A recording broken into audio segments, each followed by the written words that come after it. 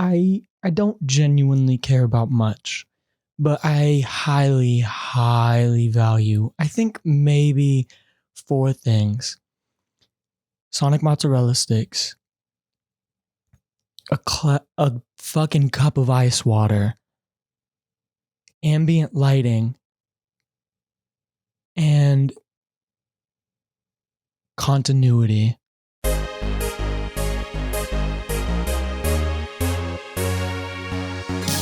Hey, by the way, I'm back. Welcome to the second episode of Filler Up, my little solo podcast, which I enjoy filming very much. I enjoy even more than I thought I would. And I knew I would enjoy it, but I didn't realize how fucking easy it would be to just sit down and just let the tongue and throat do its fucking bidding. I don't really have to even turn on my brain to record these. I kind of just, my body just powers through.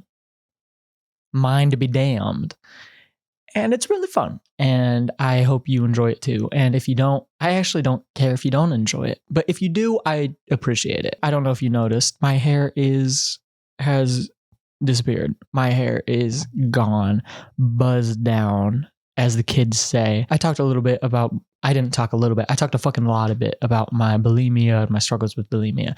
And that kind of roughed up my hair a little bit. And so I have decided to, in vain of the motherfucking phoenix, my hair is going to rise again from the ashes of my scalp. And I'm just going to regrow it. I'm going to bite the bullet and I'm going to give up on what was, and I'm just going to start over. And it's kind of, I don't know, it's kind of sick. I don't love that, like, I have definitive proof that my hairline is inched back a tad. I don't love that. But honestly, not nearly as bad as I thought it was going to be. I think I was a lot more self-conscious about it than I should have been. I thought my hairline was going to be wonky, and I have a little bit of a cat ear situation going on, but I don't think it's bad at all. It's definitely not as bad as I thought, and I'm grateful for that. Thankful. Even. Anyways, I mentioned last episode that I planned on starting a 4-day workout routine. And while I still kind of plan on doing that, but yesterday was going to be my first day and I fucking missed it just because I didn't want to go at night. I had already gone through the whole process of like a long work day. And I was hitting all my classes and whatnot. I was hitting all the work that I had to be done. I was doing a bunch of editing and made a bunch of social media posts and graphics and all that type of shit, cleaned up some audio. And I was so tired when I got back that I skipped out on it and I regret it. I should have just sat down and done it. And if I were a better man, I probably would have, but I'm not. And I didn't. So I'm going to try to go tonight. I shouldn't be disappointed in myself because I still could easily hit that threshold. I just have to do a Sunday, and I wasn't planning on, I don't know. It's so hard to get into that type of routine. And I hate the first week of forcing yourself to do something hard. I hate it so much because I know exactly how I'm going to feel and I'm dreading it so badly. I know that after, I'm probably going to start with an arm day because guys just don't start with legs. I don't know. It feels antithetical to my existence as a man to begin with the leg day. And so I know I'm going to finish all of that and I'm probably going to do some ab stuff after. And I know my entire upper body is going to feel like a shredded chicken taco. And I'm not looking forward to that at all. I really like being able to move and lift things without having to like strain. When you're in the place where you have to make like a sound every time you move, like nobody wants, well, some people want that. A lot of people who are super into working out fucking love that shit, but I'm not that type of dude. I do not enjoy pain at all. I'm really not masochistic or sadistic whatsoever. I like feeling nice or feeling nothing at all. I'm fine with feeling nothing at all. I'm fine with feeling neutral. I don't like feeling like shit. And that is what that does immediately. It doesn't make you feel like shit mentally, and that's part of the reason why I like doing it so much. I like the after effects. I don't like doing it, but I like having done it, if that makes sense. But I haven't done it. I haven't done it, and I'm gonna try. I'm at least holding myself accountable. Like I've been pestering myself about it all day, And I've been pestering myself enough that I'm starting to get annoyed with my own thoughts. And so I think I'm gonna start working out just in spite of myself, because I'm an annoying little bitch when I'm alone. I really am. My internal monologue is a goddamn op. I can't get myself to stop yapping at myself. It's like 24/7. I am always complaining about something. I'm so annoying and I'm so catty, and I don't know why. I wish I were more I don't wish I were more content. It's annoying, but it's a really good method for me to not allow myself to devolve into just a monstrous blob of sloth. If I didn't pester myself, dude, I wouldn't fucking move. I would sit in bed all day. I would skip all of my classes. I would avoid doing any extracurricular shit. I would avoid hanging out with people. I do actively avoid hanging out with people when I don't make an effort to do it, because I just enjoy being by myself and doing nothing so much. But, thank God for that pestering voice that refuses to allow me to succumb to my lazy bitch tendencies. It's annoying, but I do appreciate it. And that's how I feel about myself overall, if I'm being honest. But I don't know. What do you guys think? I was scared. I didn't want to shave too much, like straight up down to the scalp where you can kind of see my scalp through my hair, because I know how pale I am naturally. And I'm like, the part of me that hits sun and tans is already pale. If I shave my head, I was really scared of looking like an LED light bulb. But I don't know. I feel like it definitely doesn't look bad.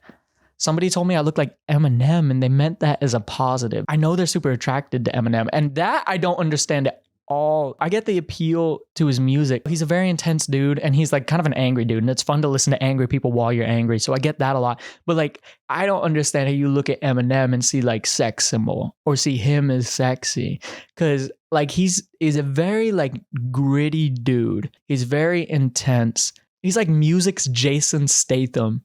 But I don't know. His lyrics are also, I don't think he's as intense as he portrays himself as, because it's he's gotten pretty corny recently.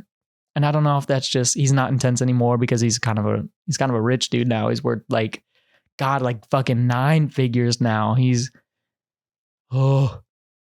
Dude, it's insane. I think that type of transformation that comes with getting an obscene amount of money is kind of gross too. I think 25-year-old Eminem would have a really hard time not hating 50-year-old Eminem, because he's kind of become like a bitch. People dog on him all the time, and it's well deserved, because the last few albums he's released, especially after 2014 or something, he's been releasing dog shit. His music is just not good anymore, and he's trying too hard to replicate what was, and he's just, a lot of his musical talent and a lot of his musical production, it wasn't just that he was a talented intellectual guy, and it wasn't just that he was studying dictionaries to try to find other words that he could use and a master rhyme. It wasn't just that. You could feel the fucking desperation in young Eminem's music. You could feel the anguish, you could feel the anger, you could feel the resentment, and it was fucking all encompassing. It was deeply entrenched in each of his tracks, and it's just not there anymore.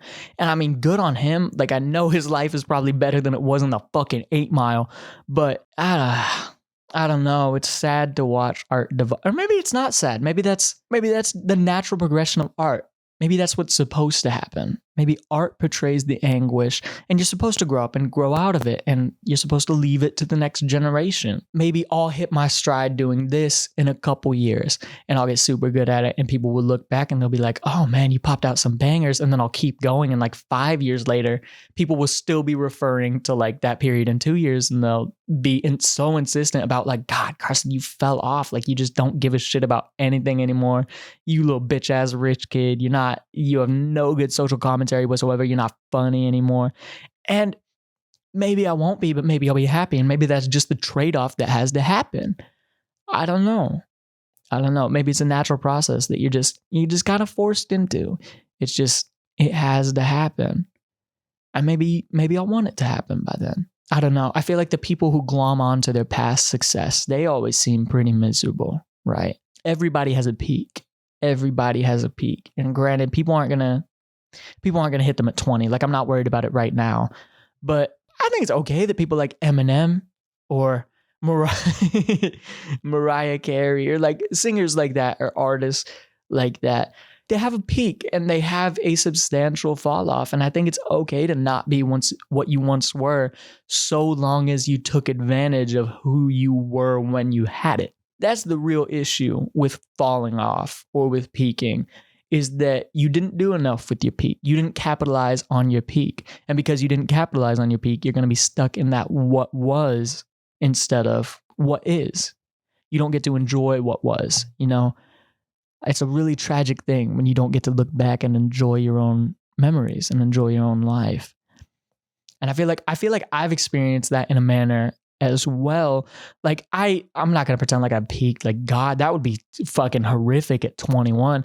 But like there's definitely periods where I know when I was younger, like I had spans from like 16 to 17 that were definitely better than like my span from like 18 to 19. Like I know I was doing more, I was enjoying myself more, I was working out, I was taking better care of myself.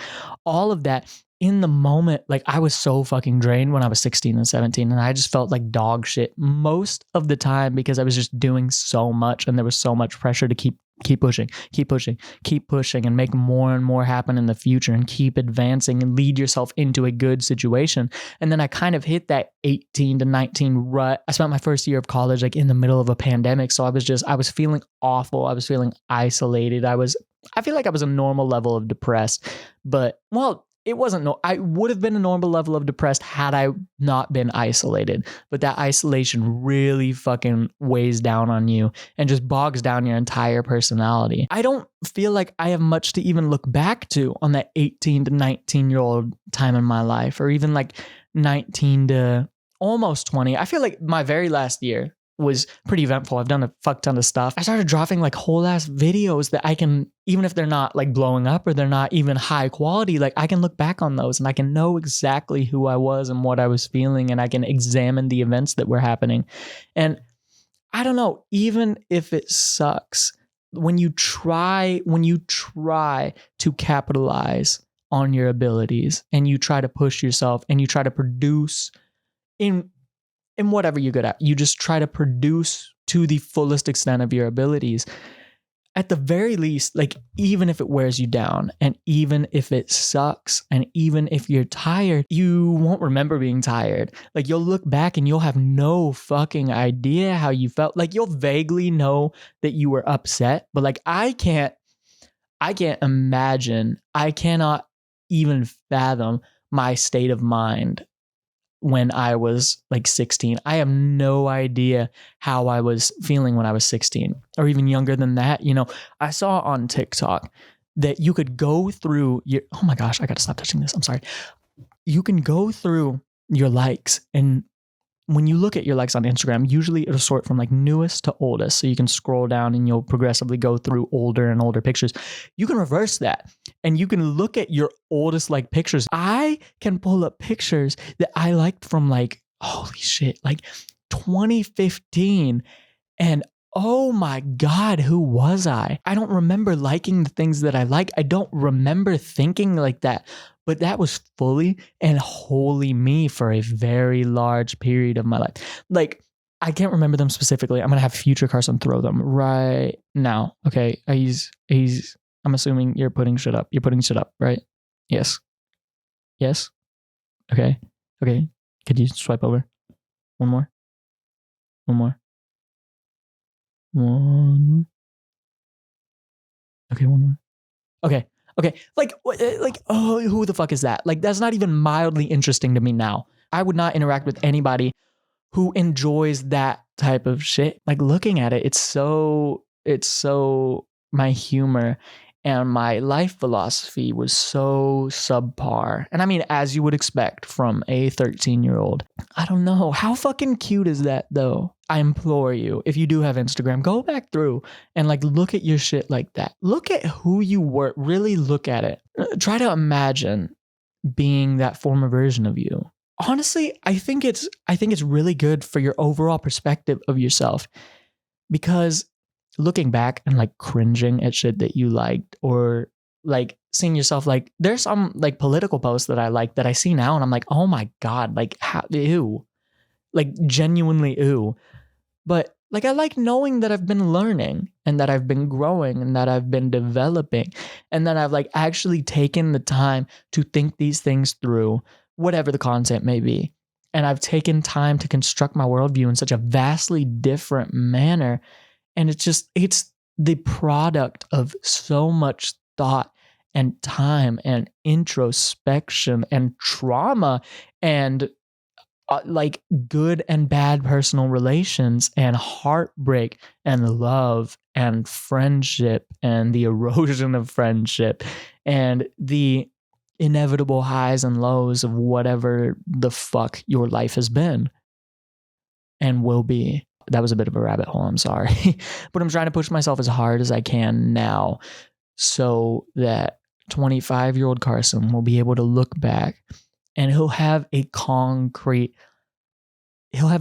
picture of who he was. Because I'm not going to remember this. I'm not going to remember this iteration of me. This iteration of me will be lost in space and time, and it will be exclusively confined to the internet. Like, that's the only place where I'm ever going to find this specific version of me. Again, I basically fucking die the second that I stop recording this video. And then new Carson is born.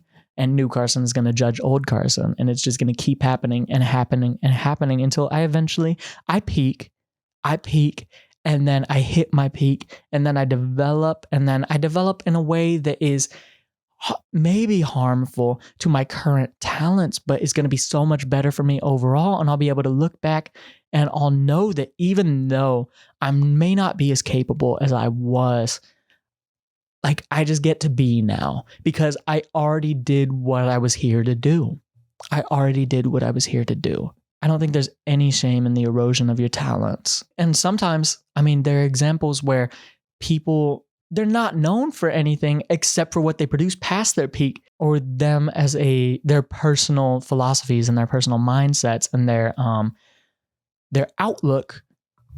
Just, they wouldn't have had as much of an impact even as a more talented iteration of themselves, just because they didn't have like the way that they could put it out in the world and the way that they could broadcast it to others. Just other people couldn't receive it had it not come to them at a very specific point, you know? I feel like I'm trying way too hard to try to force myself to sound intelligent today. I hate when I get into these pseudo-intellectual states of mind and I try too hard to sound smart, because I feel like I keep myself from.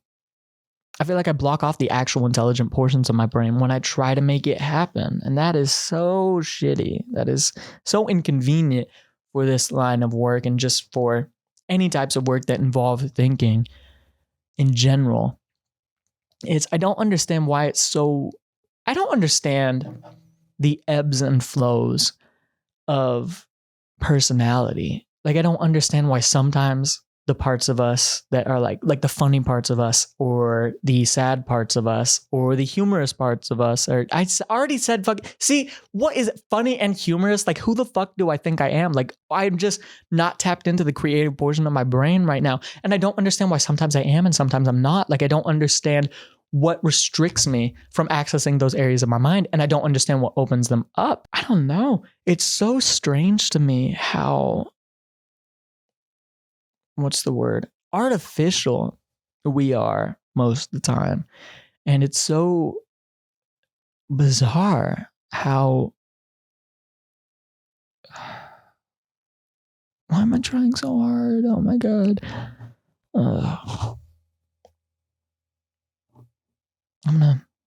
I don't know why I force it. And I don't know why I feel bad when it's not coming to me. I don't know why I don't just let it come to me. I don't know why I am. I feel like when I'm at my absolute best as a speaker, as a thinker, as a writer, as a creator of any sorts, whether I'm creating mundane shit, like I'm creating the specific processes that I'm going to do, my menial labor. Like, For example, I had a very specific process. When I was a dishwasher at Chili's, I had a very specific way of sorting and washing and like cleaning and spraying off and scraping all of these specific dishes. And I had a very specific way that I would do every single dish. And that doesn't feel super creative, but that's definitely just me. I mean, I feel like that's definitely an example of me just hopping into a flow state and just allowing myself to construct patterns as I see fit to get work done in a manner which feels okay to produce for me. And I do the same shit at Walmart. Like I have specific ways of scrapping the cardboard and specific, like, I don't know.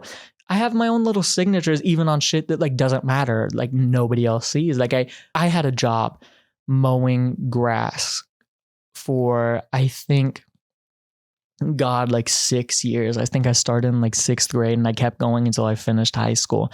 And I had like, obviously mowing grass is never going to be fucking interesting. Okay. It's not. I mean, it's really good like background video if you're watching like a fucking Reddit story or like you have some intellectual content to like throw over. But other than that, like it's really drab, dreary, sweaty, dirty work.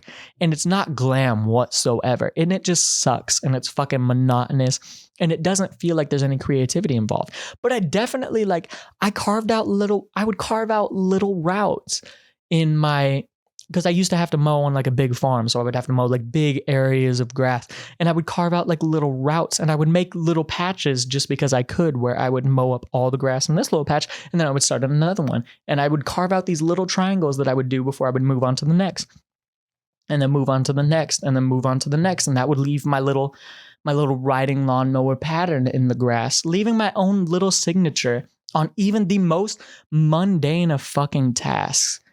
And I don't it doesn't feel creative, but I mean, how much easier is shit like that? Or just literally anything that you're trying to do. How much easier are things when you stop thinking and you let yourself get into this flow state where you just do, and you let the work come to you, and you take your tasks as an input. And you just let that task get jumbled up however it needs to get jumbled up in your head for you to complete the task. And then you just do it. And even no matter how mundane and no matter how boring and no matter how simplistic a task may feel, we leave our own little signatures when we do that. And we don't have to struggle to do it because like we know how to do it. And we interpret how to do it in our own little ways. And we just get shit done in a way that is uniquely us. And I want to be able to get shit done in a way that is uniquely me. And sometimes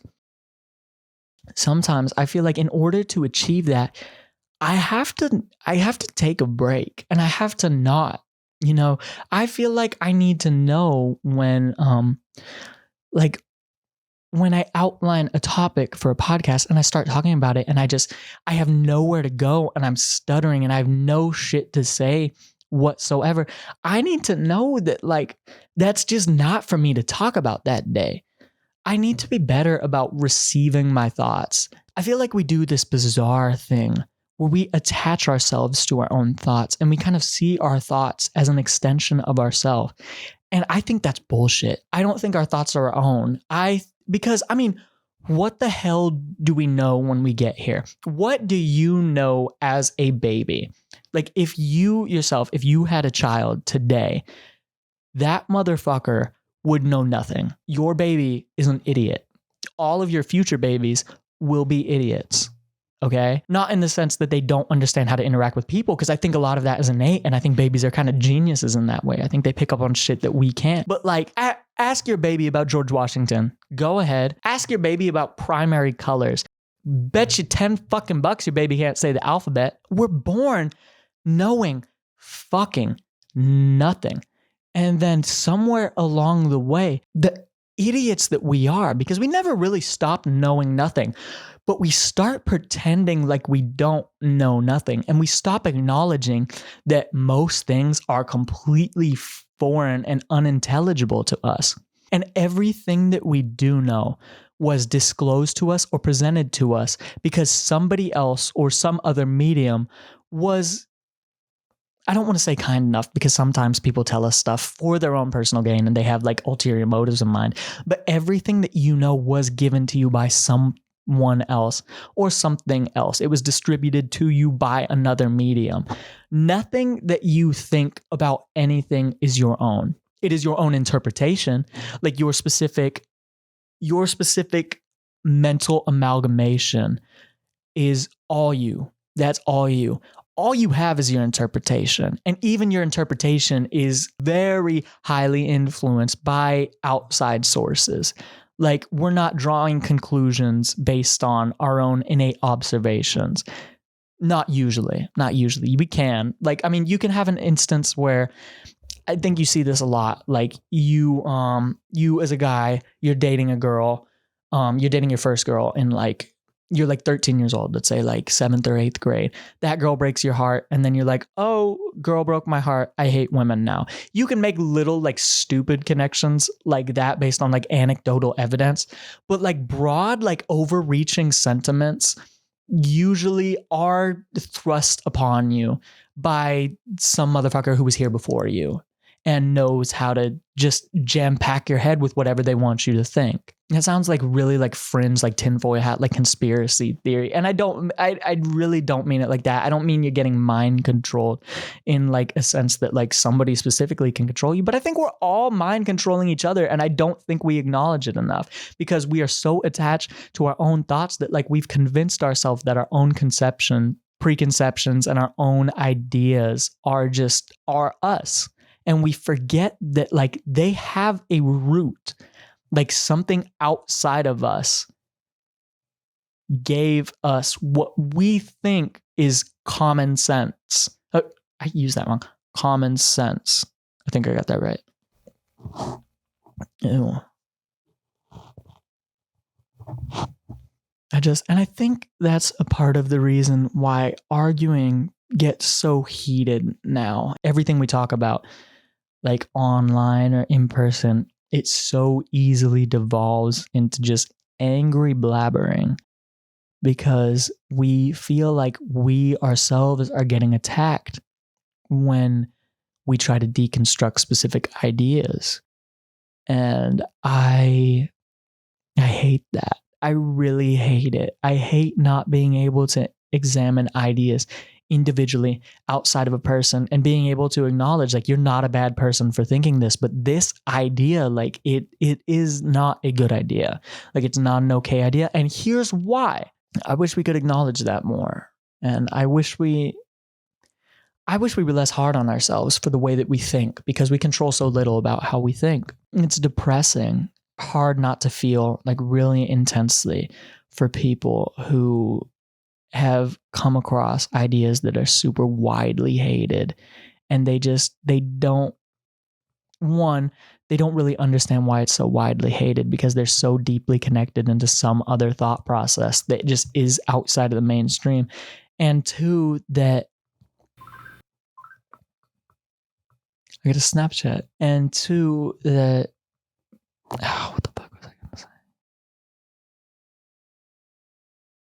And two, that like, I just hate the way. Oh fuck! What was I gonna say? Oh my god! Dude, okay, I'm gonna come back and record this when I'm tapped in. I'll be in Jesus fucking Christ. Okay, hey, I am back a couple days later. I don't know what the fuck that mess was. I don't know why I thought I'd be able to sit down and record a solid podcast episode with. I don't think I prepared at all, but I now know that it's going to be a steaming pile of shit if I do. So lesson learned. Goddamn, that was loud. I have recently been seeing a lot of, and I know you have too, I have seen a fuck ton of propaganda pretty much everywhere. I originally started out majoring in business marketing, which is essentially literally just majoring in propaganda. And I've made the switch over the last couple years. I think about a semester and a half ago, I switched over to journalism. So basically the antithesis of marketing. And I feel like I have a unique view into the specific way that a lot of news organizations and news outlets and just motherfuckers on the internet, I feel like I have some insight that makes it especially easy to see just exactly where and how people use words that aren't technically lies, but they just use shit in a way to blatantly lie without getting sued for it. You know, using little pieces of truth to tell completely untruthful stories. I don't want this to seem like an I'm smarter than you, so I know better, because that's not what it is. I have a unique set of skills designed to particularly see this type of bullshit, and you're able to do shit that I'm not able to do. This isn't an I'm better than you situation, but I'm seeing hordes of fucking evidence, and I'm noticing so many things that I didn't notice before that make it pretty obvious when a news organization is trying to do propaganda. And instead of just telling you, like, take my word for it, trust me, I know best, I want to show you some of the specific ways using articles and like actual fucking bills. Yeah, I read actual fucking bills to do this. I want to show you guys some of the ways that people just blatantly fucking lie to you. So I chose two separate stories, which I don't know if they've been covered or not on major outlets. I'm going to target Fox today just because, I mean, fucking obviously, when I have more time and when I'm not like rushing to put something together before I leave for a spring break trip, because I leave like literally tomorrow. So I'm going to try to edit this all tonight and edit out the droves of just incomprehensible garbage that I spewed in my first day of recording this episode. I read through the bills. I read through the actual fucking bills, not random misinfo. I read some other extra articles, and I've taken like 4 pages of fucking notes for 2 separate articles. And I want to address the specific ways in which these motherfuckers are lying to you. So first of all, there's this article that I saw about San Francisco offering $5 million to eligible Black adults as reparations. So basically, what the eligibility requires that Black people be, if you are Black, you're 18 years old, you've identified as Black or African American for at least like 10 years in public documents, born in or migrated to San Francisco between 1940 and 1996, 56-year window, living in the city for 13 years, you were displaced by urban renewal between 1954 and 1973, which that's basic redlining shit, essentially. To sum it up as well as I can, which I can't without getting in depth, but it's not super interesting and I don't want to be boring. In the United States, redlining is a discriminatory practice in which services are withheld from potential customers who reside in neighborhoods classified as hazardous to investment. These neighborhoods have significant numbers of racial and ethnic minorities and low-income residents. So all of that, attended city schools before desegregation, which like fucking obviously, or descendant of a slave in America before 1965, which would be the liberation of these slaves, or liberation. It said that slavery is illegal unless, of course, you're a prisoner in the country with 25% of the prisoners in the world. But that's an entirely separate video. They're offering $5 million to eligible Black adults. They're offering the elimination of debt and tax burdens, $97,000 over a 250-year span. So it's like to the family. It's not to individuals. And by the way, I should explain, when I say offer, I mean as in this is like a proposal. Absolutely nothing is finite. It hasn't even been voted on. And it costs $1 per family to buy into it, by the way. So essentially just given. But I cannot stress enough, this is just San Francisco discussing something that honestly, I do think is kind of pandery, but I think it's that type of business. I think it's that type of business strategy where you come out with a bold, just obviously overblown price point to get a conversation started, to get negotiations running. I think that's what this is. I don't think there's any, especially in California. California panders to rich people so fucking much. I don't think there's any way, even over a 250-year period, that they're just going to give $5 million to people. Because I know the country I live in, and I know how rich kids pinch their motherfucking pennies. The board voting on this can vote to change, adopt, or reject all recommendations. They can vote to scrap all of it. It is kind of pandery. It's just a business strategy, okay? It's not going to be $5 million. And this is in California. The pandering capital of America. You know, they formed a fucking reparations task force after George Floyd and still have no sort of reparation price tag. Like it is the capital of liberal pandering. It's kind of obvious bullshit. Also, just I feel like it's important to mention the black people that do live in San Francisco. Less than 50,000 black people total right now. Not all of those black families are eligible. I read you the eligibility things. Like if you're black and you moved to San Francisco like 5 years ago, this isn't for you. If you don't have family members who were in San Francisco in a time where there was significant like racial discrimination, it's not for you. So it's likely gonna be less than about 10,000 maybe, if it even comes to fruition, which I don't think it will. And also feel like it's important to point out, California struggles heavily with their treatment of homeless people because it's so fucking expensive to live there. They cater to rich people very heavily in California. Black people are only 6% of San Francisco's population. They're over a third of the fucking homeless population. It is 38%. That is almost 2/5. That's, obviously, something has been done fucking wrong there.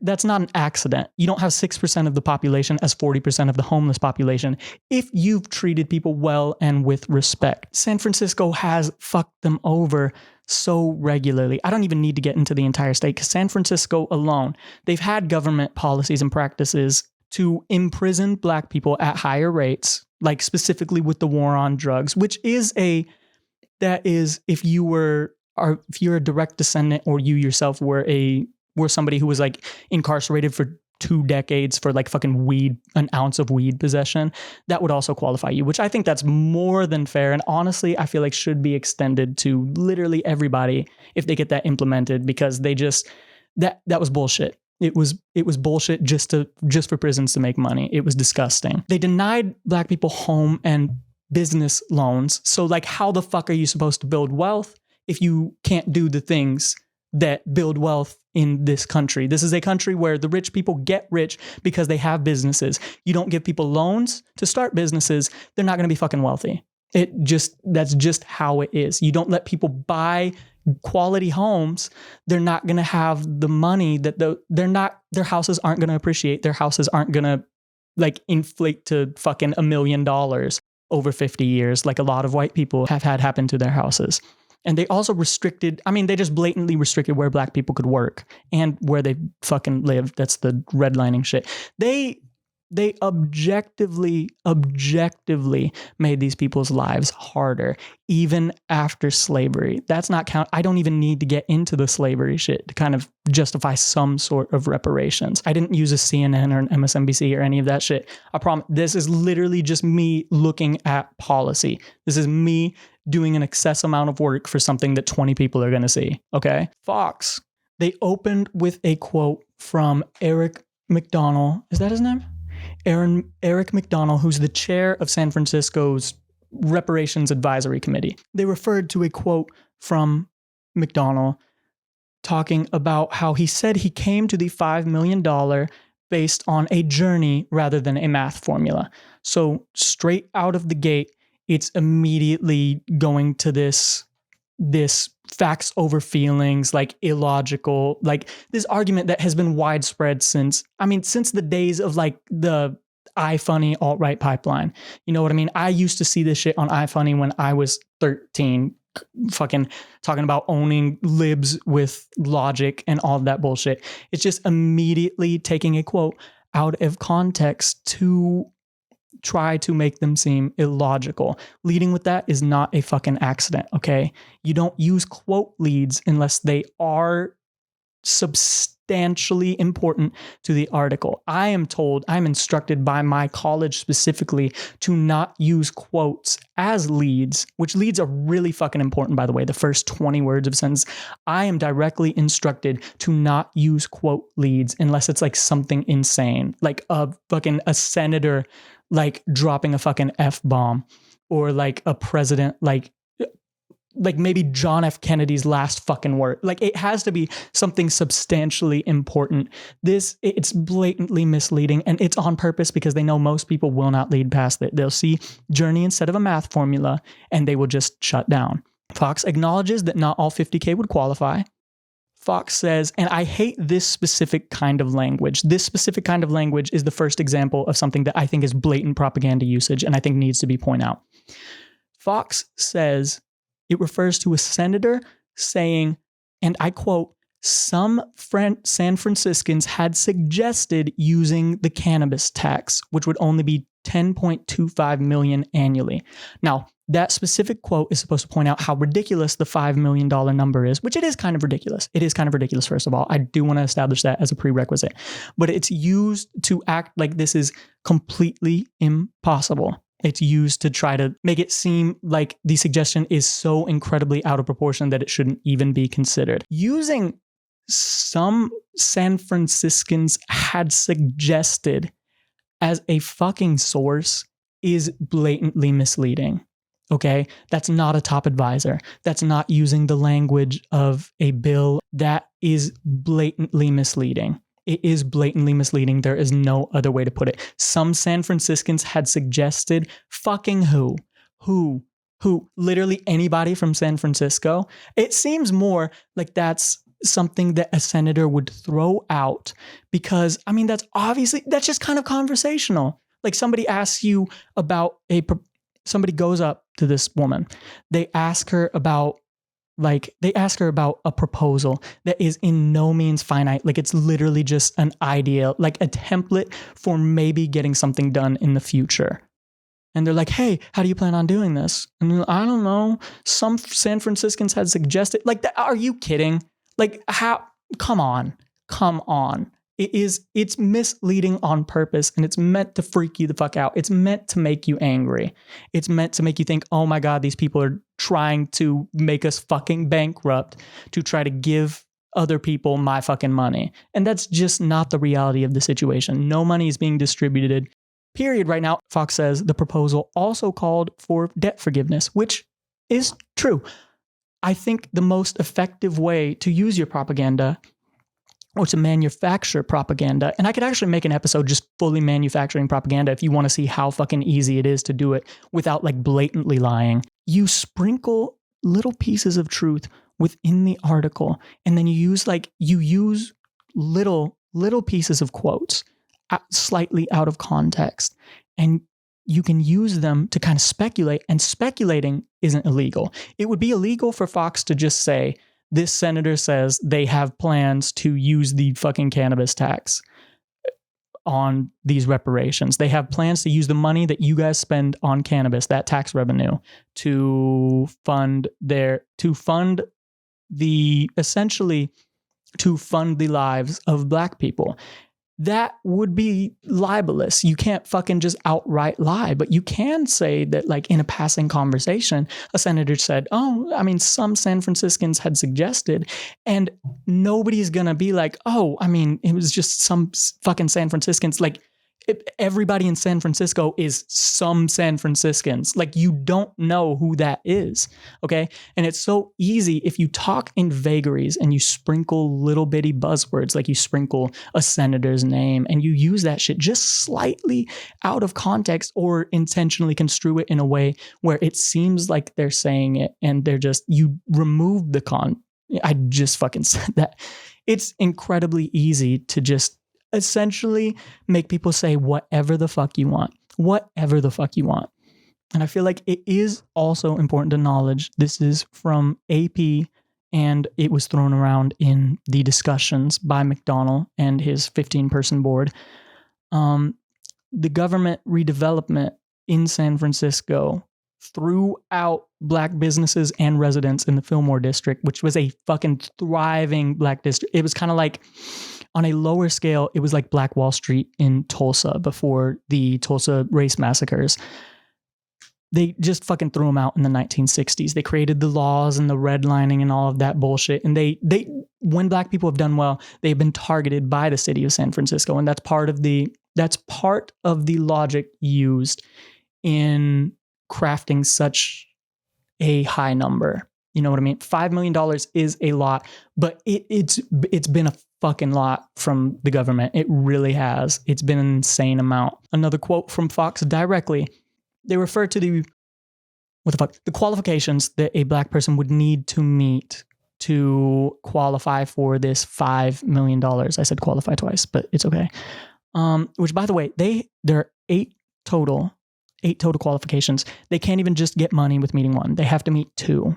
So they referred directly to people incarcerated in the war on drugs because they said, and they quoted the bill. They said, people personally or direct descendants of someone incarcerated by the war on drugs. Okay.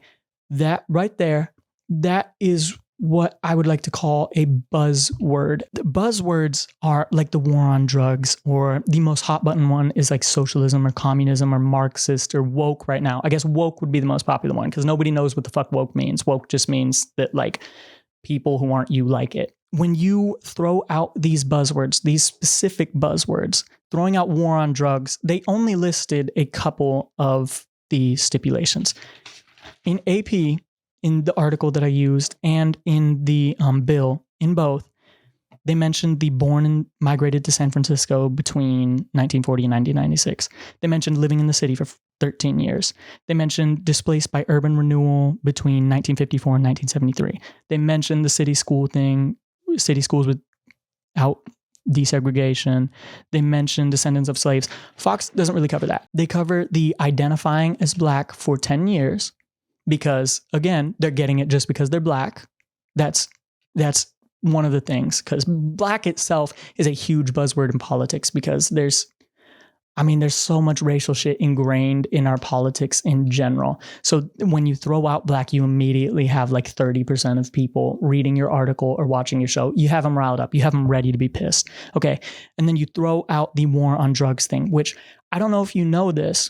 I don't know how many of you who are watching are very familiar with Republican families. I feel like it's fair to say that a lot of Republicans' families are terrified of drugs, of drug usage. It is a big no-no. I don't think that's a bad thing in and of itself at all. But when you use the war on drugs and you understand that when a lot of these people hear drugs, they hear criminal, they hear gangster, they hear thug, they hear ex-convict, they hear like degenerate, they hear all of these. There's so many things packed into these. And then they hear people criticize like the war on drugs and they think, oh shit, they want people to take drugs. They hear, oh my gosh, we want increased fentanyl usage because good for profits. They want increased cocaine usage. They want to smuggle more drugs across the border. All of that is subliminally packed into that 3-word fucking phrase. All of it. And they fucking know it. That's why Fox is such a prominent, honestly, for what they do, they are really fucking good at it. The part that I struggle with about Fox is I know what they're trying to do. Like the dude who owns them isn't even a fucking conservative. He just knows that if you piss people off, they will start to buy things that make them less pissed off or that they know will piss off the people that they don't like. And the people who watch Fox, they don't like drugs. They don't like gangs. They don't like, which I think a lot of people don't like gangs, but I don't know. Fucking shit. My audio is still recording. Okay, Jesus Christ. Oh, I thought my audio wasn't recording. Holy shit, that scared me so bad. I know that seems like somewhat of a stretch. I promise you it's not. And that is not exclusive to Fox. CNN and MSNBC do it as well. I will jump into them at a future date. I will, because honestly, it's interesting and propaganda is not nearly as monopolistic as a lot of liberals would like to believe. It's just not. Okay. But that does not mean that Fox is not propaganda. Okay. I'm going to go into another one. I think I might continually do this in the future because it was really fun to put together. The next one I have is, and I think this will be a very hot button issue. I don't know if it's been covered on Fox. I don't watch Fox at all. I did read the entire article and I took a full page of notes on it. And I think it was like a 2-page article in general. So I read it thoroughly. I read the executive order. I read Biden's executive order. So fucking boring, by the way. That sucked so bad. I fucking read it. Okay. I read some other alternative articles. I read a New York Times one, which I don't know where they stand, but I also read an AP just to get a general vibe of what the I know they're kind of political, but what the less political people have to say about the situation. Okay. So here are the facts that I want to run with that I pulled straight out of the bill. Okay. This is not my opinion. These are in there. Okay. Biden signed an executive order aiming to increase the number of background checks on guns, promote secure firearms storage, and ensure U.S. law enforcement gets the most out of a bipartisan, that is Democratic and Republican supported, bipartisan gun control bill. In fact, the bill itself spearheaded by a Democrat. Don't give a fuck who that is. It was also spearheaded by Texas Republican Senator John Cornyn. Okay. This was backed by both parties. They're going to pretend like it's not because they want to freak you out, but it was. It is bipartisan. You're probably not going to see a bunch of shit on that, or you're going to see it misconstrued. This was a both sides bill. Okay. First of all, Biden, admittedly, his gun control rhetoric has ramped up. I don't know if that's personally a bad thing. I don't want to worry about it right now. He calls for assault weapon bans, routinely calls for them. He's probably going to push harder as he gets closer and closer to 2024. But he's probably going to push harder, not because he gives a shit about people dying. He probably doesn't. But he knows that a majority of people think that the fact that the gun control laws are so fucking loose now, it's kind of insane. I feel like it's not that crazy to say like, hey, you should probably check on the background of the person you're selling a weapon to. I don't feel like that's crazy at all. I mean, you have to check on the background of the people who vote. You have to check on the background of people who buy houses, who start bank accounts. Like, the fact that you would have to do all of that shit and you don't have to register, you don't have to have a like comprehensive background check to buy a fucking like a potent weapon. I feel like it's probably kind of reasonable. That's just me though. Okay. This one, I want to stress, Biden has limited power right now. You're going to see across the Fox News article, you're going to see them talking about like Biden told people to implement and develop rules, implement and develop policies, implement and develop all of that shit, like make new shit. Biden didn't make a new law here, okay? He doesn't have the power to. He can't, because the House is controlled by Republicans and you need it to go through all three sections of the government, checks and balances. Go watch the fucking Schoolhouse Rock video if you don't know how this works by now. But he can't just do whatever he wants because Republicans control the House and Republicans don't want what Biden wants. I feel like that's fair to say, okay? But Biden has limited power. He changed no U.S. policy. No U.S. government policy was changed by this bill. And Fox does acknowledge it. I'll get to that later. Okay. What he does do is he directs federal agencies to ensure compliance, which, I'll be honest, sounds a little scary, but is incredibly fucking common in governments, in the US government, when presidents have not had full support on their side, which is most of the fucking time by design, because people don't want to get shit done. Like, it's very rare that you have Republicans controlling all three things or Democrats controlling all three things. And it's even more rare that when they do, they'll actually help people. But regardless, he directs the federal agencies to ensure compliance. Again, common, has been done before by Republicans and Democrats. Okay? Calls on Merrick Garland, the Attorney General, to shore up rules for federally licensed gun dealers, which basically means actually do the fucking background checks. You have to do the background checks. People haven't been doing the background checks. Make them do the fucking background checks. That is what that means, okay? And Fox refers to this directly, but again, they do that thing. What Fox said is Joe Biden was directing Merrick Garland to, quote, implement or develop a plan to prevent former Fed licensed dealers whose license had been revoked or surrendered from continuing to sell firearms. That was framed as a bad thing. I don't know how the fuck it would be. I really don't. Okay. I don't even have a comment on that. I feel like that's pretty fucking obvious. Like if you had a license revoked or surrendered, like revoked, bitch, you probably shouldn't own a gun. Like you very likely like threatened somebody with a gun, like shot at somebody, shot at a wife, or you were just being a dipshit and like accidentally shot a window in somebody else's house, which either way, if you're not safe with guns, you don't need to be owning assault weapons. Okay. Which also another point, doesn't ban pistols, does nothing with pistols, Okay. This is like rifles and shit. You can go out in the streets and kill people with handguns as much as you can continue to do what the government has allowed you to do with handguns for the entire time. Okay, that's not being touched. Don't fucking kill people though. I'm not telling you to kill people. I'm explicitly telling you to not kill people. In fact, part of the bill is also encouraging better reporting of ballistics data from federal agencies. Okay, federal law enforcement, not agencies, federal law enforcement.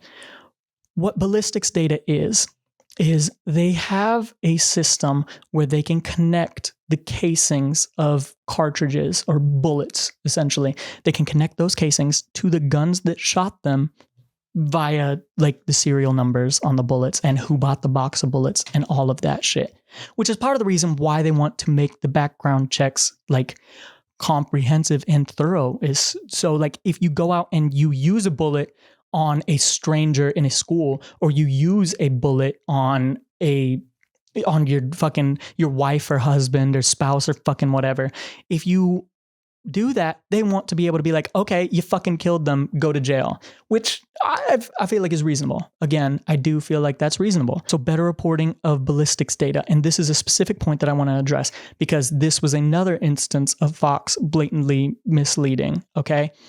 Biden did ask for the better info. I want to read specifically what Fox said. They said, actually. Okay. What Fox wrote is the NIBIN, which they have the database, currently allows, remember that word, allows fed, state, and local law enforcement to match fired cartridge casings to guns. That word allows is there for a reason. You read that sentence, you're like, oh, they can already do it. They don't have to fucking do it. It's not required. It's not required at all for them. It's required for federal law enforcement to do, which is part of what Biden's trying to be like, okay, get your shit together. You need to be able to do this. State and local law enforcement is still not required to do the thing that would allow us to track murderers by the bullets that they use to fucking murder people. Okay? State and local law enforcement doesn't have to do that. They're allowed to. They're not required. They just don't have to. Like, I don't know how else to make it clear how ridiculous it is that they just don't have to do that. That is a thing that we can do, and they're not required to.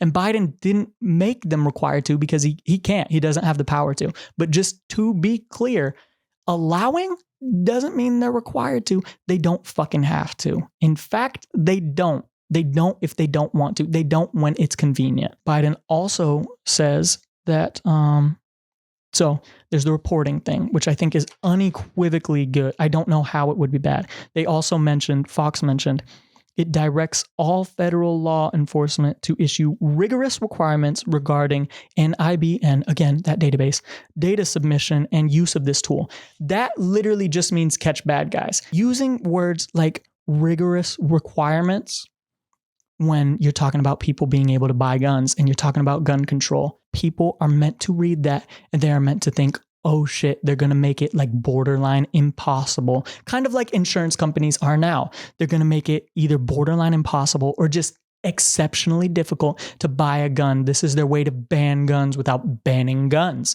and that's just not what is happening. They want to know if you have a gun, which I know might seem a little 1984-ish, but if you own a cell phone, I'm sorry, they already have enough data to fucking get you whenever they want. This background check is not going to reveal fucking anything. They have your fingerprints. They have your blood.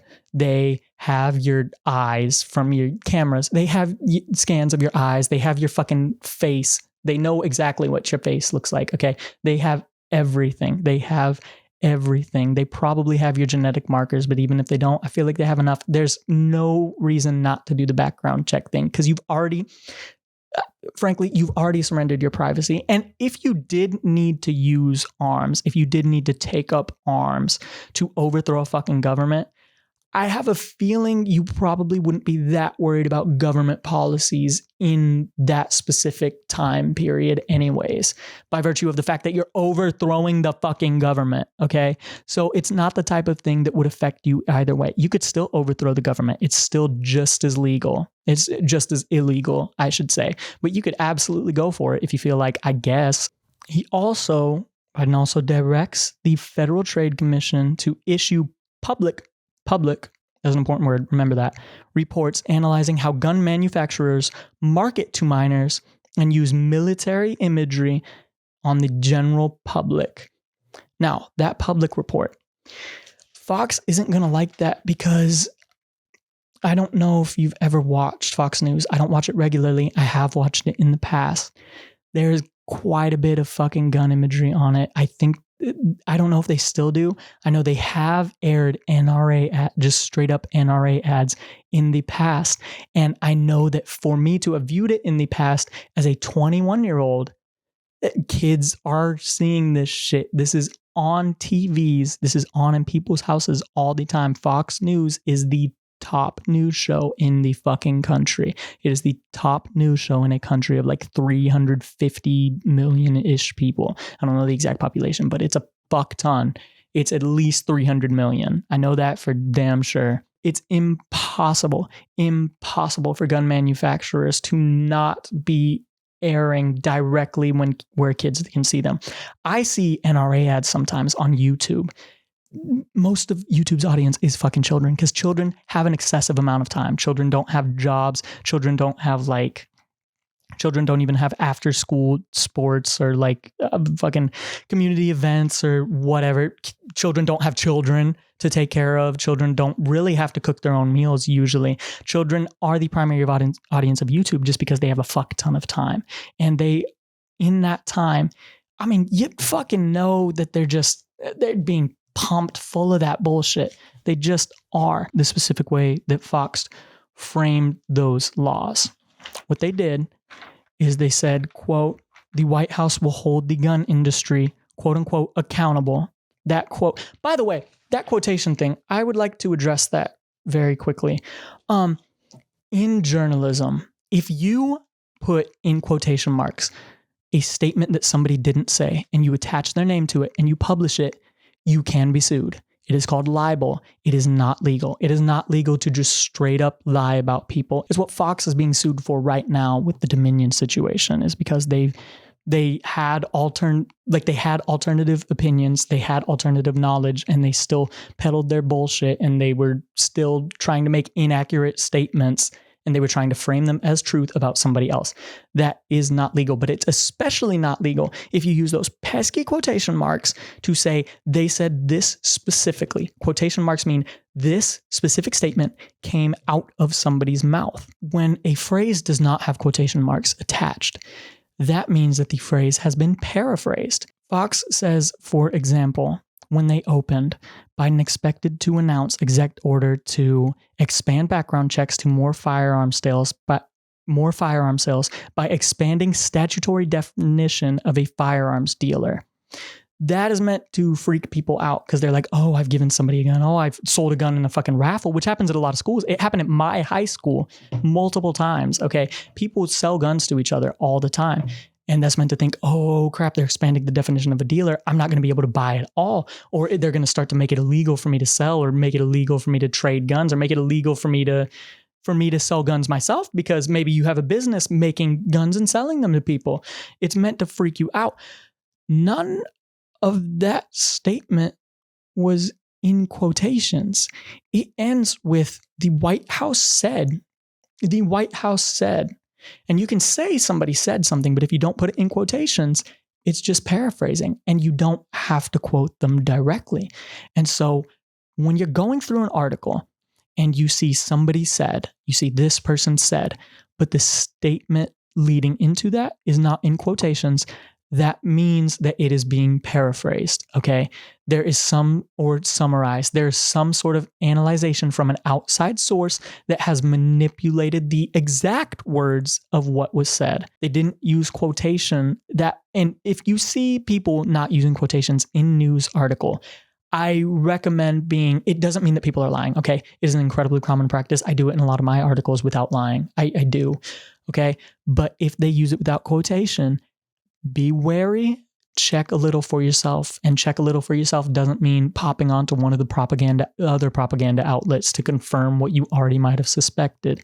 It means like if you see somebody talking about this bill says, and then the words leading into it aren't in fucking quotations, you should probably read the fucking bill, because there's a very good chance they're trying to influence you one way or another. They did this twice in the article, by the way.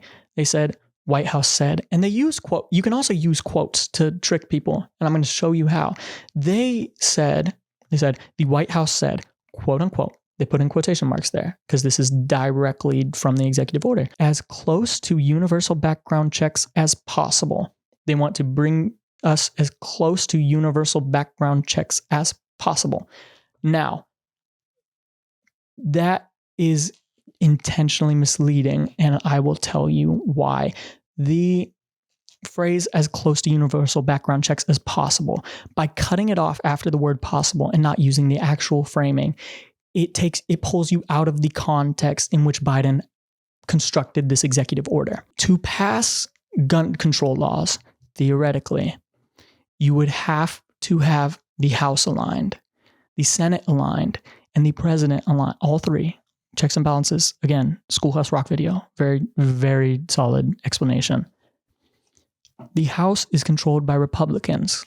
Republicans do not like gun control, okay? Republican leaders. I'm not talking about Republican people when I say Republicans. So just for reference, I'm exclusively talking about leaders. I don't give a shit how y'all feel. Like, I'm not angered by it. I don't care. If you want guns, you can want guns. I don't care. You're not making the fucking laws that are killing people, okay? You can like whatever you want. In a situation where the House does not support gun control, they can't pass. It's not possible to pass gun control regulations. It's not possible to pass gun control laws. It is, however, possible for Biden to use an executive order to address concurrently existing policies that are already enacted, but may not being followed closely. He can be like, stress this shit. This needs to be done. There will be harsher punishments if you ignore the law. That is all that is possible for Biden to do. When he says as close to universal background checks as possible, that means that's as much as Biden can do. That doesn't mean it's going to be just universal background checks. It doesn't mean as close to universal background checks as theoretically possible. That's just not how our fucking government works. But a lot of people know that you might not know that because, shit, you got shit to do, okay? You're probably working full-time. You're probably working more than full-time hours, actually. Like if you don't have like a lucrative job, you're probably working like close to 50 to 60 hours a week just to make sure that your families have decent lives, or that you yourself can afford your own basic shit. Or maybe you're living in a city, so you just have to work extra because it's more expensive to live there. Whatever. They know that you don't have time to pour into this bullshit and be like, oh, that's probably misleading.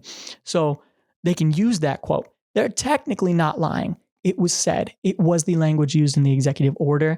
They know how it's going to be perceived, and it's going to be perceived in a way that was not the intention of the speaker. And that is propaganda. That is propaganda. My buzz cut looks so fucking weird from this angle. I look a lot more like Millie Bobby Brown than I thought I was going to, but I kind of dig it. Yeah, this shit is... It's so the amount of notes that I had to take on one article because it's just so prevalent it makes me so fucking sad. Shit. This is so tiring. Okay. Now, the reasoning for this is I feel like it's important to bring up. After the passing of the bipartisan bill, which you can look this up yourself. It's called the Safer Communities Act, okay? Texas Republican sponsored, not even normal Republican, okay? Texas Republican sponsored. Y'all know how Texans are, okay? Or Texan senators are, not Texans. After the passing of that bill, 11 more mass shootings occurred. And I know you're probably thinking, 11 really doesn't sound like that much, which first of all, God, we're in hell.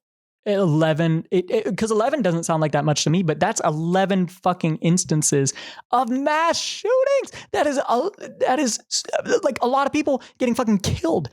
In fact, to qualify as a mass shooting, that 11 number doesn't include shootings where less than 4 people were killed. 4 people have to, not even 4 people injured, 4 people have to fucking die for a mass shooting to even be registered. And there were 11. This bill happened. I mean, fuck. This bill happened. When did this bill happen? I'm gonna take a drink of water while I'm fucking vibing. Oh my God, dude. Last year. The bill was last year. That is 11 mass shootings since last year.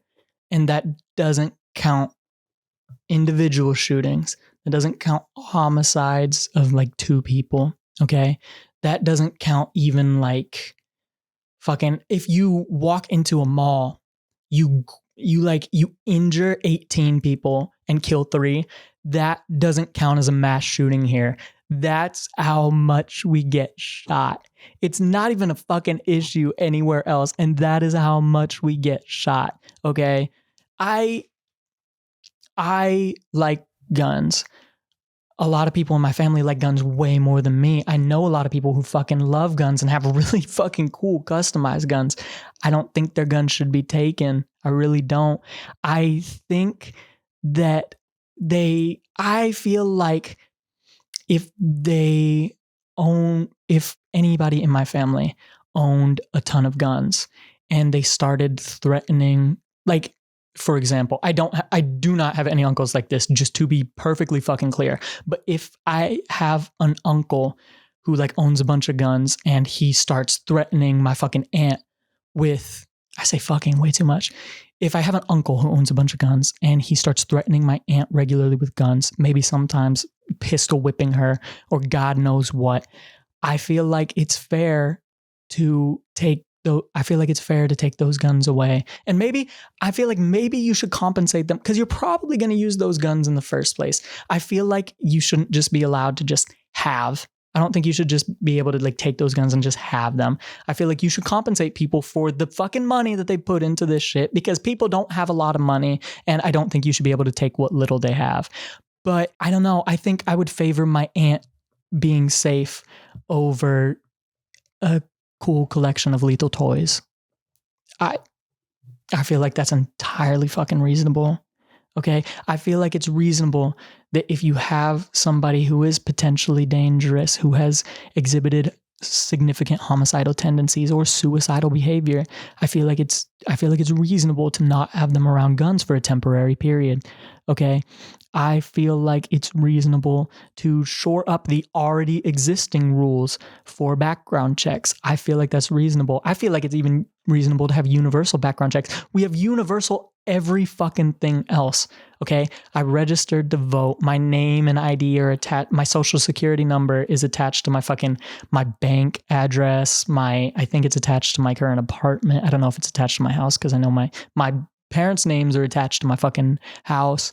Oh my God, like my personal information is attached to like an Amazon Prime account, and we don't want it attached to lethal weapons. Like what the fuck? Like what the fuck? I mean, there's not a lot of thought put in there. I don't understand. I get the shall not be infringed thing. But I also get that like kids are getting shot.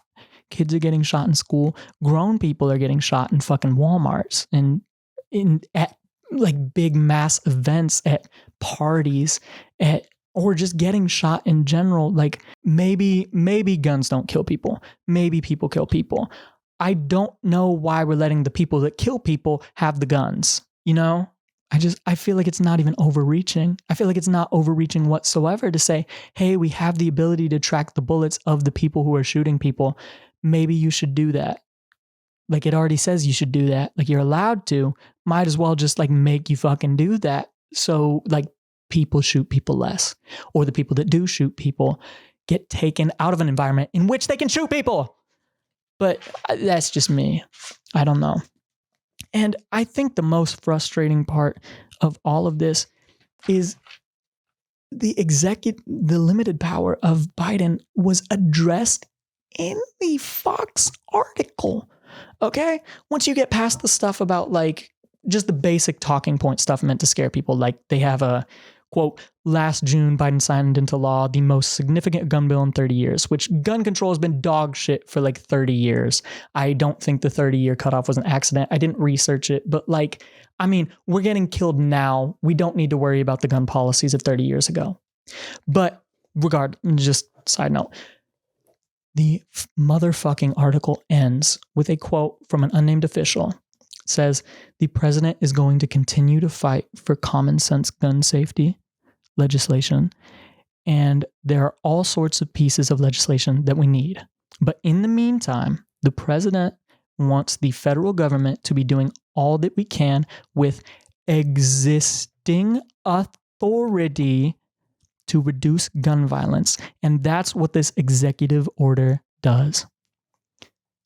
It's fucking acknowledged. They know how fast we click off of articles with our ADHD brains, okay? They know, and it's fucking on purpose. It is on purpose because it's not even as sinister as they want you to kill people, okay? Because I genuinely don't think that a lot of the rich kids who end up in office, I don't think they're competent enough to plan it out at a mass scale.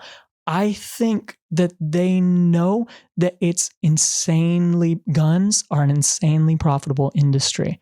Guns are fucking cool. They are. And the customizations that come with guns are also fucking cool. And it's fun to go to like shooting ranges, or even like, I don't know if y'all are from the country, but I'm from a very rural area. So you could just like set up targets in the backyard and shoot at shit. And that is incredibly fun. And I don't think that's a pastime that should be taken away. But I mean, it's so insanely clear that something has to be done to stop schools, and not even just school, just people in general. I don't think it's less bad when an adult is shot. Okay. I feel like adults and children should both not be shot. I feel like that's reasonable. And we already have made some of the laws to kind of help. And it's been shown to help in literally every other country. I mean, even the countries that do have guns, if they have guns and they have these background checks, which a lot of the countries that do have like widespread gun usage, obviously like guns become widespread because they're not well regulated, which I don't know. I don't know how I feel about that. So I'm not going to share anything, but like it's already fucking there. It was supported by Democrats and Republicans, and they're just not enforcing it. And not only are they not enforcing it, when they do enforce it, they peddle it as negative, and they peddle it against the side that they don't like. And that is not exclusive to Fox. I cannot stress it a fucking enough. When you see articles talking about proposed bills, proposed laws, when they mention like short little quotes, like statements in quotation that are like 10 words or less and look kind of out of place, and they like have it thrown in the middle of a sentence, or they say this person says and they don't put it in quotations, read the fucking bill yourself. They are probably trying to mislead you. And if they aren't, then god damn it, at least you know for sure. I don't know. I feel like it's worth it just to not get fucking hoodwinked and maybe not buy into systems that are built to fuck you over, because the systems are built to fuck you over.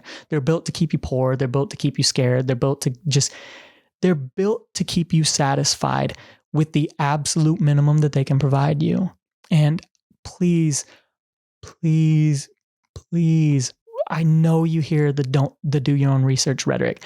Doing your own research does not mean you click on another fucking news outlet. It doesn't. Do your own research means you read the fucking bills, okay? And if you don't read the bills, that's completely okay. There are plenty of bills that I haven't read. I haven't read most bills, vast majority of bills. I feel like it's fair to say 99% of bills that have been proposed in America or even just passed, I have not read. It is entirely fair to say that.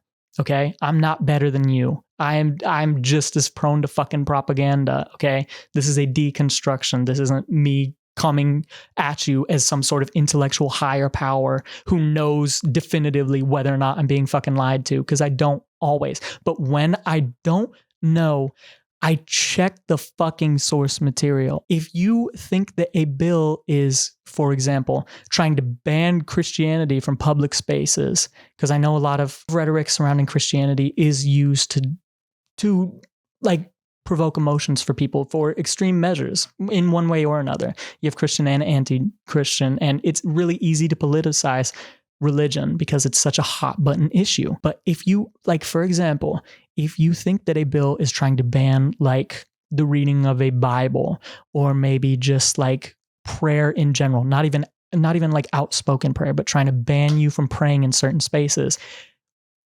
and the article that says that doesn't have, banning fucking the Bible or banning prayer in public places, specifically in quotations or in a really short quotation that doesn't say exactly that, read it the fuck for yourself. Read it yourself. Read it yourself.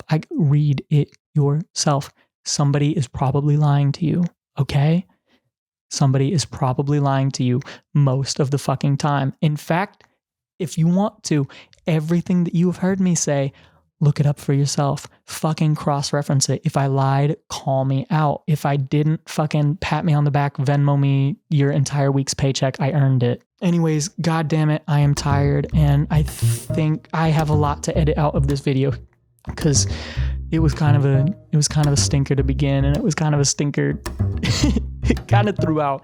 But I don't know. Y'all can fuck off now.